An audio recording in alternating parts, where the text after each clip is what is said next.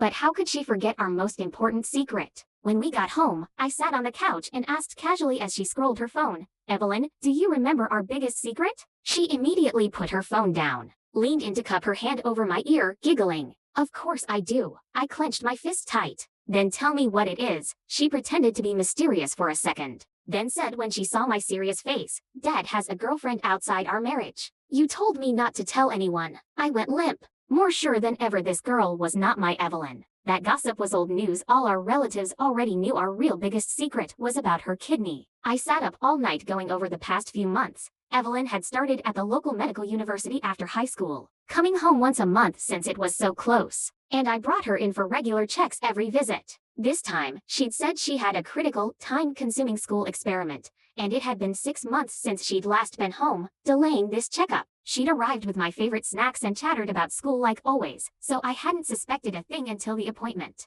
The next morning, she appeared in a brand new athletic set, tugging me toward the door for a morning run. I did love morning runs, and Evelyn always tagged along when she was home. But she never actually ran. She always rode her electric scooter alongside the path or waited for me at the finish line. Because I'd warned her strenuous running was too risky with her single kidney, this girl challenged me to a race and took off sprinting, never knowing my real daughter would never run with me. I didn't confront her, scared I'd put the real Evelyn in danger. That evening, her birthday, I made a meal and bought a cake, and spotted the diamond bracelet I'd saved for months to buy her for 18. Its stones looked recently reset, with one clearly missing. I snuck out to call her best friend Charlotte, but a hostile man answered saying Charlotte had gone abroad and to stop calling. I called her advisor, who said Evelyn had taken 2 weeks leave for an experiment at the remote Singularity Lab on the North Mountain, and hadn't been back to class since. I left a note pretending to leave for a work trip, drove 3 hours to the mountain, hiked 2 hours up to the overgrown, rusted-shut lab,